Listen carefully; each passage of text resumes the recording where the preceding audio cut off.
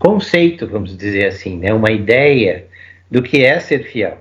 Se a pessoa adere a essa ideia, a esse símbolo, tá certo? Ela vai ser fiel, e ela não está sendo exatamente fiel àquele homem.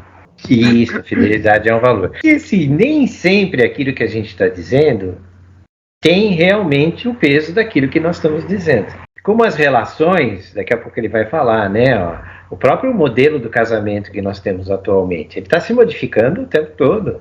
E já foi muito diferente no passado, né? Ele fala, nós vamos olhar o Lévi-Strauss, porque o Lévi-Strauss veio olhar como é que funcionavam as tribos indígenas brasileiras, que é outro modelo. Ele diz assim, aparentemente nós temos regras sociais que elas vão se modificando. Isso está dentro desta flexibilidade que nós temos nesse cruzamento imaginário e simbólico. Não tem nada que é permanente, que diga assim, isto está... Antigamente a gente falava que é a ferro e fogo, não era? Não tem, ele diz assim, não tem nada que se coloque nesse lugar. Ainda bem, porque isso permite que a gente possa trabalhar na psicanálise. Como elas transformaram os maridos nos filhos e tal, né? Essa coisa de eu cuido de todo mundo, eu cuido de tudo, né? A maioria das sociedades, né, que ele está falando de sociedades patriarcais, né, ela coloca o homem na posição de Deus, né? Por que não tem Deus mulher? E aqui ele está dizendo assim, então as ordens imaginárias, simbólicas, né, elas estão o tempo todo presentes. Elas são rígidas? Não. Por mais que a gente tenha que seguir regras, né? Não vou sair matando gente na rua, não, né? Muito flexível, porque se estourar uma guerra, você vai pegar uma arma e vai sair por aí matando gente. Sim.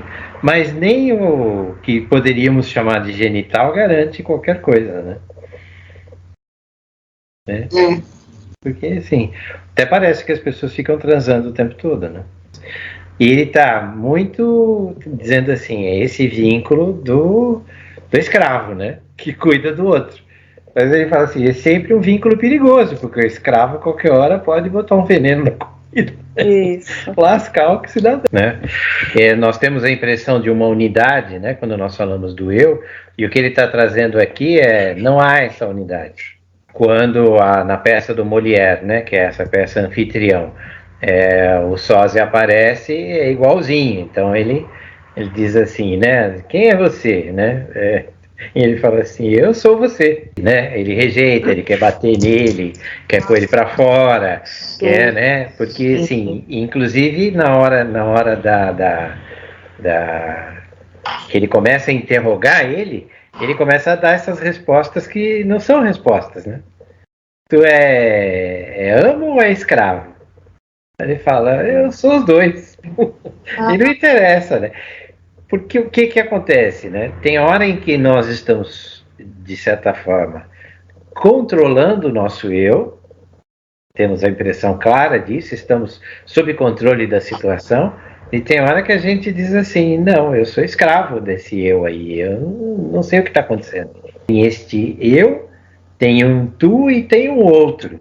O que ele está tentando introduzir para nós aqui, usando, né, Molière, usando a peça, né, a mitologia, porque na verdade o sósia vem de um conto mitológico, que é aquele do nascimento de Hércules.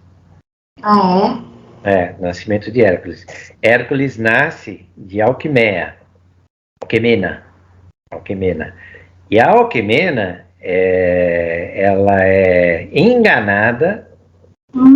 Zeus, que é Mercúrio, não, é Júpiter, na verdade, né?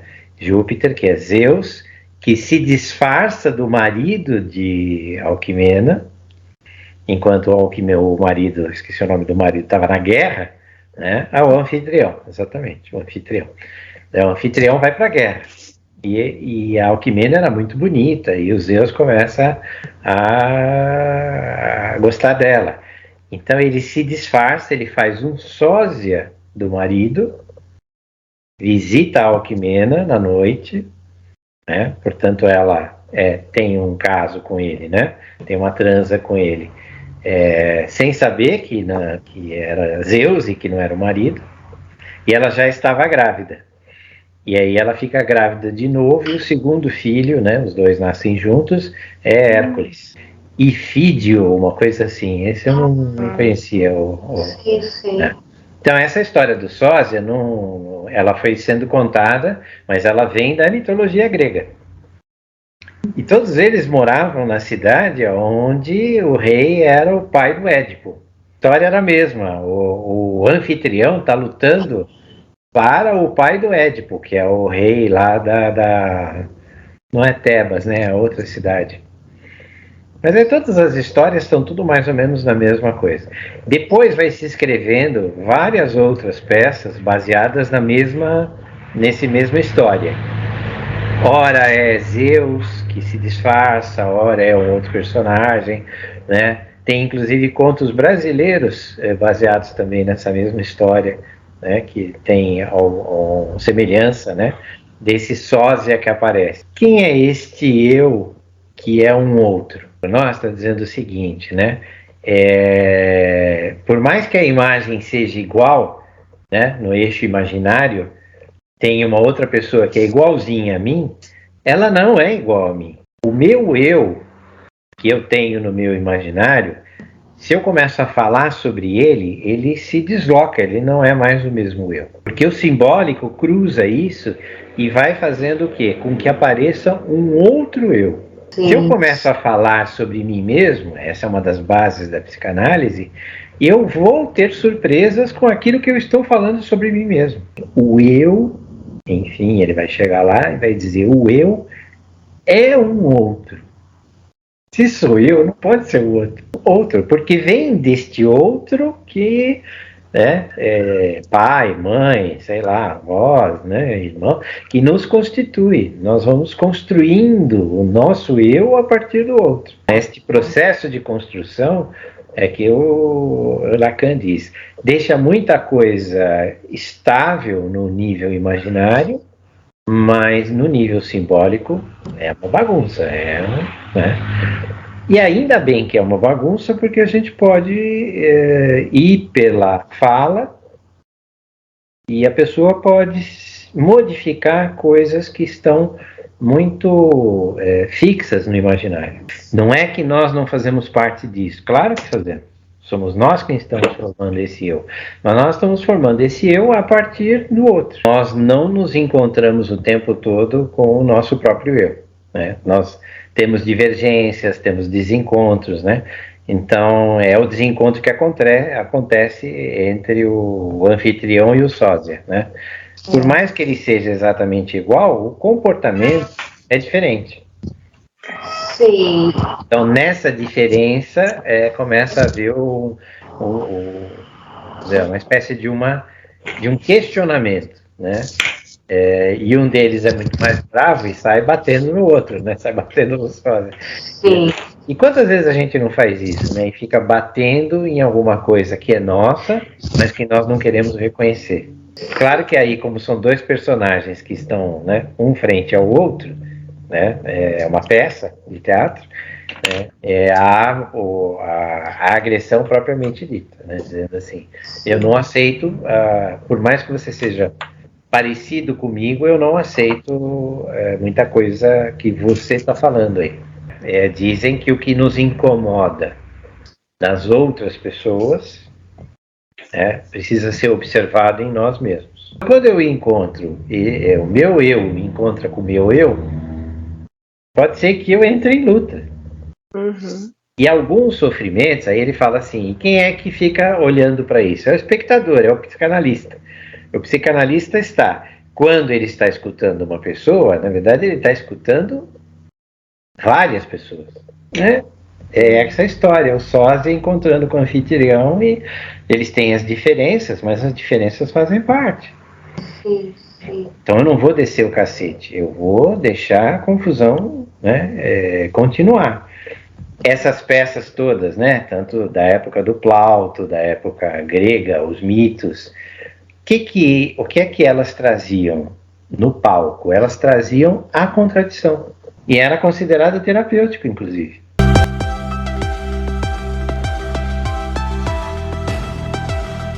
Então, né, pelo texto que ele está colocando aí, de que tem uma coisa autodestrutiva, né, uma coisa de alta agressividade. Então, aí menos, a agressividade do obsessivo, ela normalmente é dirigida ao próprio agressivo, ao próprio obsessivo. Né? Eventualmente, ele pode ser agressivo com os outros também, porque todos nós podemos ser, né? Mas a marca mais importante é essa autodestruição do eu, que, veja, não é por acaso, é um outro. Não estávamos falando do sósia? O nosso eu, e o Lacan afirma isso, este nosso eu é um outro. Então, na verdade, eu estou me autopunindo, me autodestruindo, mas na intenção de destruir este outro que me constituiu. Isso, você quer anular esse outro, que seria o grande outro aí nessa história, que te constituiu. Te incomoda. Ao te constituir, ele te trouxe uma quantidade tão grande de rigidez e de regras, que de certa forma você se revolta, vamos dizer assim, em relação a isso. Uma das coisas que você e o próprio Lacan está fazendo comentário, né, é afrouxar um pouco essa pressão. Então, na hora em que ele está atacando, vamos dizer assim, entre aspas, atacando esse outro, ele está atacando ele mesmo.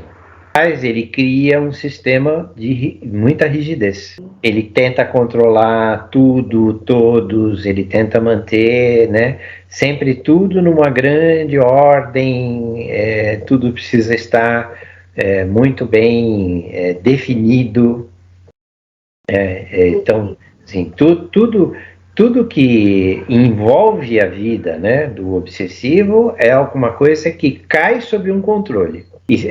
Ele vai se apegar ao mesmo tempo em que ele se apega a todas essas regras que vieram de fora, né, que ele diz que é bom porque mantém a vida dele sob controle, ele se revolta com isso. Então, um movimento duplo, uma coisa só do controle. Esse que é o problema do obsessivo, né? O obsessivo, ele ou ele tem controle, ou ele larga a mão e não controla mais nada.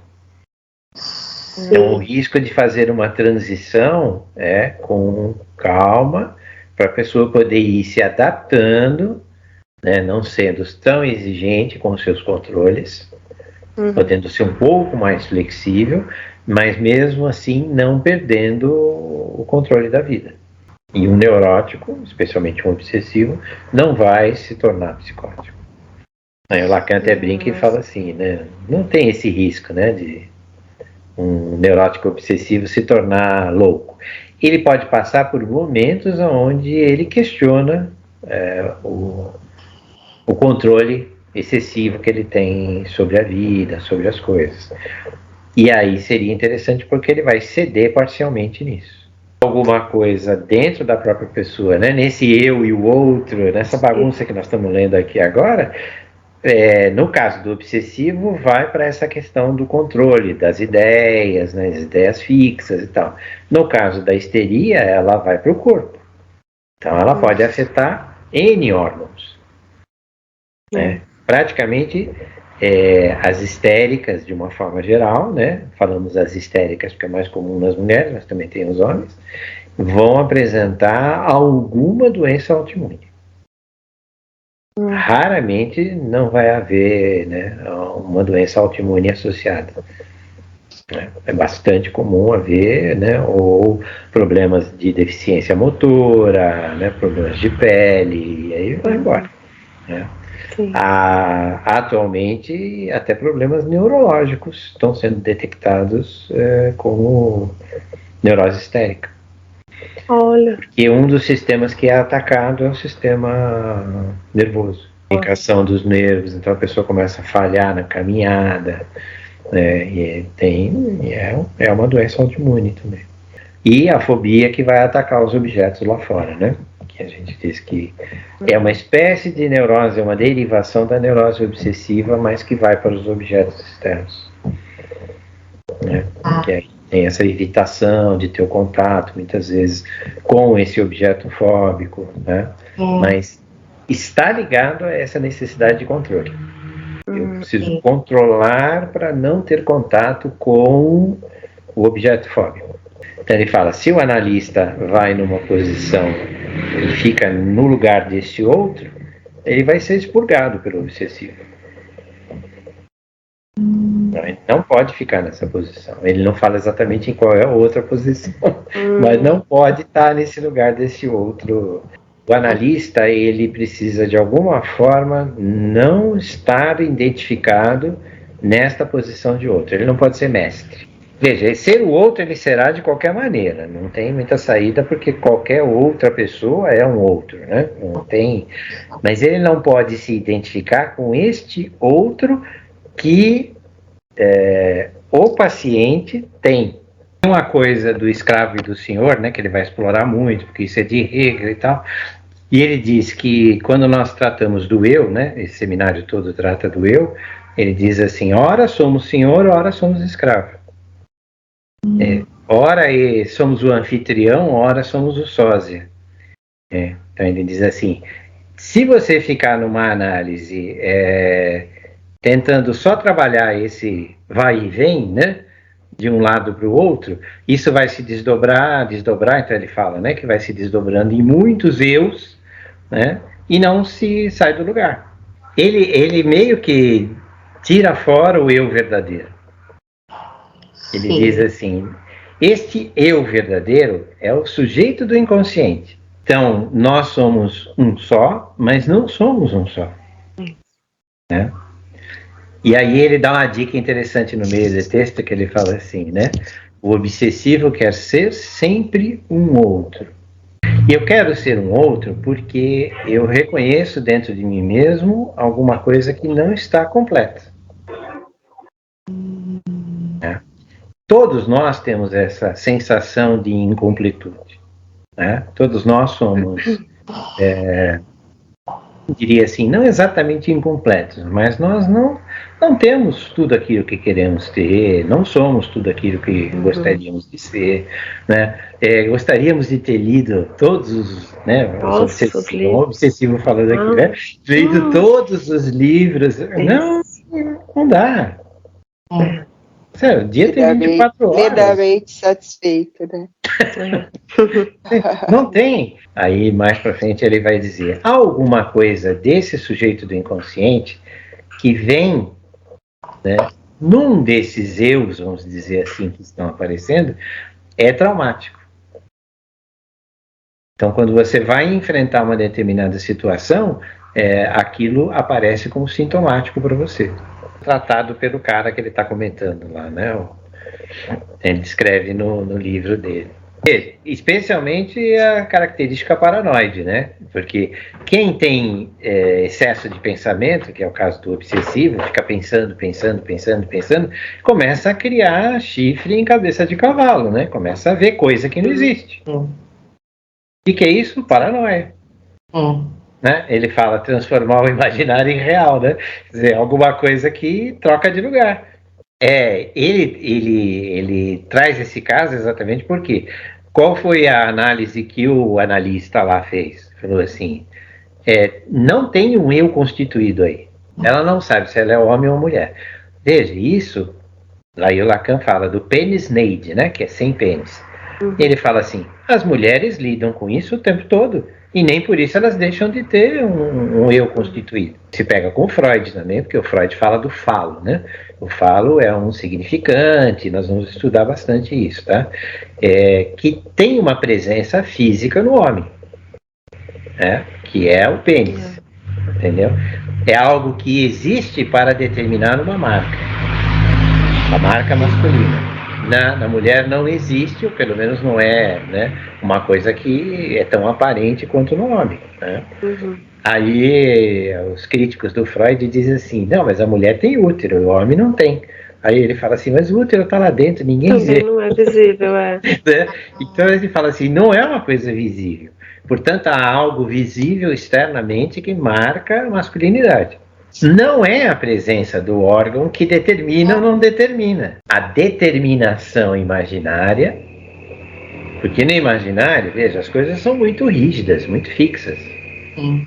É isso que o Lacan, por isso que ele traz esse caso, porque ele diz assim, o cara queria transformar ela em homem. Você, mulher, não é, porque não tem útero, não está completo. Entendeu? E ele fala assim, ele transforma numa imagem, né, masculina. Sim. A cabeça dele. Aqui, mas isso é Sim. tudo no imaginário. Sim. Porque alguma coisa está estabelecida, homem é homem, mulher é mulher. Né? E o que é que foge desse padrão atrapalha tudo. Fica isso. Ela não tinha um eu. Não, né? Tem que ser um eu padronizado ali, um eu masculino, um eu feminino, isso. Ele fala, não. Né? Deve ter traumas e coisas, como todo mundo tem. Ó. Ela era tão feminina que ela atraía os homens. Isso. Não que não atraia também mulheres, outras coisas, mas né, o homem se atrai, em geral, pela mulher, e atraía. Né? Aí ele dizia assim, aí ela brigava com os caras. Brigava, era agressiva. Talvez Sim. por N outros motivos. Não, é porque também ela era homem. Mas se eu fico preso nesse eixo imaginário, babau, né? Eu vou cometer grandes enganos. Isso. Então Lacan fala, como é que escapamos disso? Vamos para o simbólico, né? Vamos ver como é que ela, o que é que ela diz sobre isso. Então o imaginário, estou dando esses exemplos para marcar bem isso, ele é muito poderoso. Muito poderoso. Não estamos tratando com uma coisa. E não se trata de destruir o imaginário, nada disso. Né? Se trata de trabalhar o simbólico, estou sempre fazendo, né, a figura, né, do imaginário e do simbólico, para ele interceptar esse imaginário aonde isso pode ser prejudicial à pessoa. Veja, até porque não tem como destruir. Isso. Tem, esquece. Você não vive sem imaginário. Não vive. Nós reconhecemos praticamente o mundo porque temos imaginário. Depois nós vamos falar sobre ele. É outra história. Mas nosso primeiro contato com o mundo, dos objetos, né, das coisas, dos alimentos, né, dos cheiros, dos gostos, tudo isso é imaginário. Como é que você vai destruir isso? Você só se destruir a pessoa, né?